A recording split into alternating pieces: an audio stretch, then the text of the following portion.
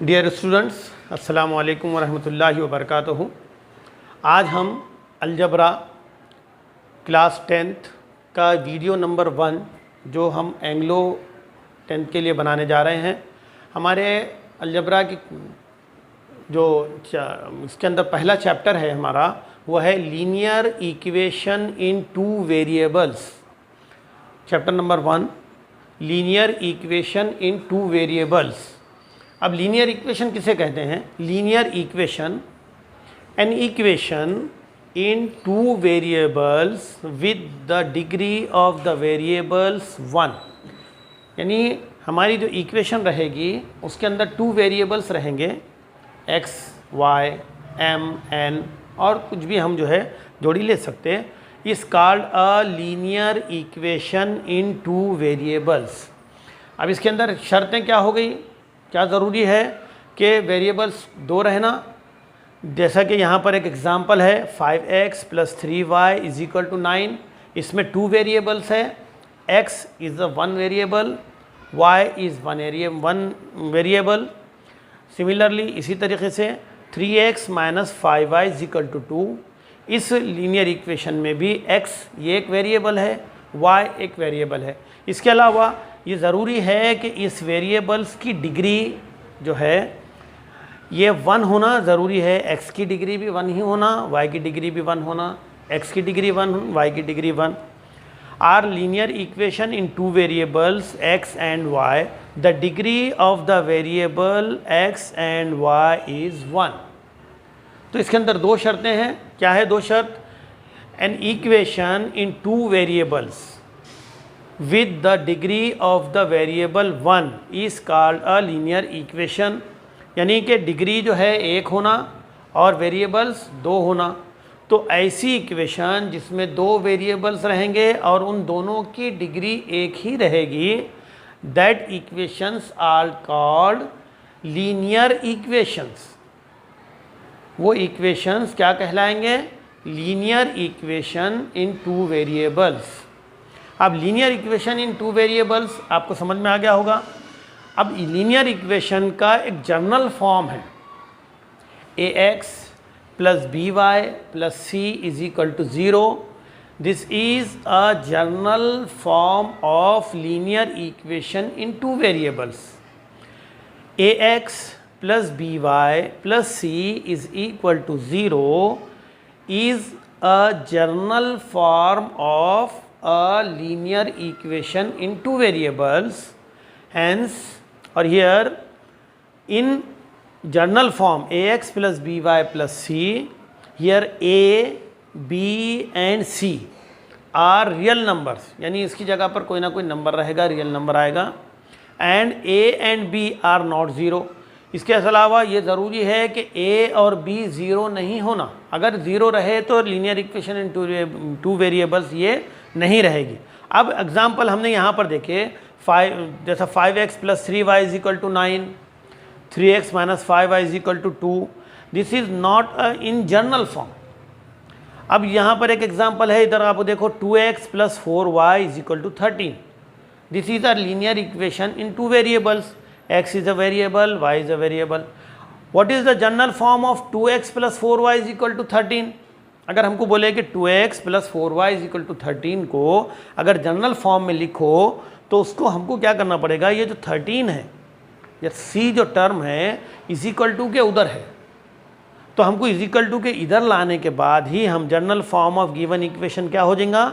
2x + 4y - 13 = 0। यानी कि 13 जो है जो इधर आ गया, तो ये general form of linear equation. अब जैसा कि 5x + 3y = 9 है, तो इसका जनरल फॉर्म क्या हो जाएगा? 5x + 3y - 9 = 0। इसी तरीके से 3x - 5y = 2। इसका जनरल फॉर्म क्या हो जाएगा? 3x - 5y + 2 इधर आके क्या हो जाएगा? -2 हो जाएगा। -2 = 0। डियर स्टूडेंट्स, अब general form of quadratic equation हो गया ax + by + c = 0। अब linear equation in two variables को सॉल्व करने के वास्ते साइमल्टेनियस, अब इसको साइमल्टेनियस लीनियर इक्वेशन किसको बोलते हैं? What is mean by simultaneous linear equation? Two linear equations involving two variables taken together form a system of simultaneous linear equation. यानी साइमल्टेनियस लीनियर इक्वेशन किसको कहेंगे? ऐसी दो लीनियर इक्वेशंस जिसके वेरिएबल्स एक जैसे रहेंगे और उनको यानी सॉल्व करने के बाद हमको एक्स और वाई की जो वैल्यूज़ मिलेंगी, तो ये जो सिस्टम है लीनियर इक्वेशंस का, इसको साइमल्टेनियस लीनियर इक्वेशन कहते हैं. For example 3x minus 4y is equal to 2, ये वन इक्वेशन हो गई. और इसी में इस 5x plus 3y is equal to 13, ये साइमल्टेनियस इक्वेशन. फॉर एग्जांपल दूसरा एक है 2p plus 3q is equal to 12, 4p minus 5q is equal to 2. तो ये these are the simultaneous equation. There are four method of solving the simultaneous equation. कितने method है इसके? 4 method है. वो 4 मेथड अब हम इसके अंदर किस तरीके से हम साइमल्टेनियस इक्वेशन को सॉल्व करते हैं वो देखेंगे. ठीक. There are 4 methods of solving simultaneous equation. Number 1, elimination by equating the coefficient. Second one, elimination by substitution. Third one by graphical method. और फोर्थ या चौथा जो मेथड है बाय क्रैमर्स रूल. तो नाउ हम जो है आज ये पहला जो मेथड है elimination by equating the coefficient, ये हम ये मेथड अभी सीखेंगे. तो फर्स्ट मेथड हम देखेंगे the method of elimination by equating the coefficients. अब क्वेश्चन ये जो एग्जांपल है 3a plus 5b is equal to 26 और a plus 5b is equal to 22. तो अब सॉल्व करने का सबसे पहले क्या करेंगे, इक्वेशन नंबर दे देंगे 3a plus 5b is equal to 26. इसको equation number 1, a plus 5b is equal to 22, ये इक्वेशन नंबर 2. अब हम देखेंगे इसमें कि ये जो a के साथ जो अदद है, b के साथ जो अदद है, वैसे इक्वेशन नंबर 2 में a के साथ जो अदद है और b के साथ, अगर इनमें कोई एक अदद कॉमन रहा, जैसा कि यहाँ पर 3a प्लस 5b है और यहाँ पर a प्लस 5b है, तो हम जो है या तो एडिंग करके या सब्ट्रैक्टिंग करके दोनों मतलब मेथड के ज़रिए हम किसी एक को या तो b को या फिर a को एलिमिनेट कर सकते हैं या निकाल दे सकते हैं और उसके बाद a की वैल्यू हासिल करेंगे. a की वैल्यू को सब्ट्रैक्ट करेंगे, सब्स्टिट्यूट करेंगे इक्वेशन में और ये इक्वेशन में दूसरे इक्वेशन में रखने पर हमको b की वैल्यू मालूम होंगी. अब देखो इसके अंदर इक्वेशन 1 और इक्वेशन 2 में हम क्या करेंगे, सब्ट्रैक्ट करेंगे.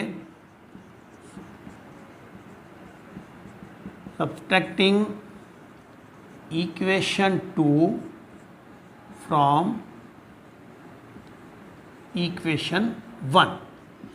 अब इक्वेशन 2 को इक्वेशन 1 में से निकाल देंगे. 3a plus 5b is equal to 26 minus और subtract a plus 5b is equal to 22. Subtract जब करते हैं हम तो इक्वेशन जो दूसरी इक्वेशन रहती, इसके जो जितने भी एलिमेंट्स है इनकी साइन क्या होती, बदल जाती. यानी अब ये प्लस है तो ये यहाँ पे माइनस हो जाएगा, ये प्लस है यहाँ पे माइनस हो जाएगा, ये प्लस 22 है ये माइनस हो जाएगा. अब ये प्लस 5b और माइनस 5b ये दोनों क्या हो गए, कैंसिल हो गए. अब 3a माइनस 1a रिमेनिंग क्या रहा, 2a इज इक्वल टू, अब ये तो नहीं है कुछ भी बचा ला, इज इक्वल टू आ गया. 26 में से माइनस होंगे 22 तो कितने रिमेनिंग रहेंगे, 4. फिर हम क्या करेंगे, a is equal to 4 upon 2, 2 1 ज़ा 2, 2 2 ज़ा 4, a इज इक्वल टू 2. अब हमको a की वैल्यू हमको मालूम हो गई। अब हम क्या करेंगे, a की वैल्यू को सब्स्टिट्यूट करेंगे इन इक्वेशन 1 और इन इक्वेशन 2, यानी substituting the value of a is equal to 2 in, अभी कौन सा इक्वेशन में रखेंगे, इक्वेशन 2 में रखेंगे। इन इक्वेशन 2 वी गेट, क्या हासिल होगा हमको, a plus 5b is equal to 22, ये हमारी इक्वेशन नंबर 2 है। अब a की जगह पर हम क्या लिखेंगे, 2 plus 5b is equal to 22।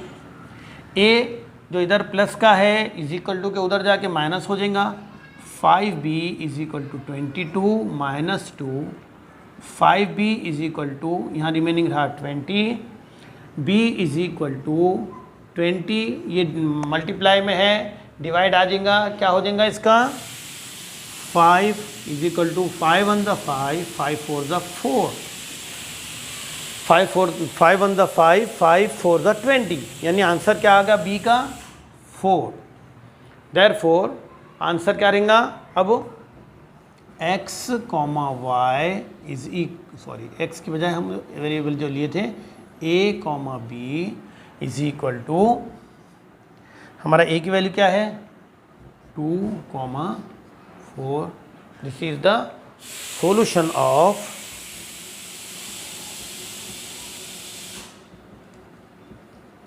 Given equations. आया समझ में, ये जो है ऐसे क्वेश्चंस हमारे एक्सरसाइज नंबर 1.1 में है। आप लोग इसको सॉल्व कीजिए, अच्छे से समझिए। ये तरीक़े को अगर थोड़ा सा अगर ध्यान में रखें, आप गौर से समझे इसको, तो आपको अच्छे से समझ में आ जाता। एक्सरसाइज नंबर 1 में 1.1 के अंदर इसके क्वेश्चन है, आपको इसको सॉल्व करने का है।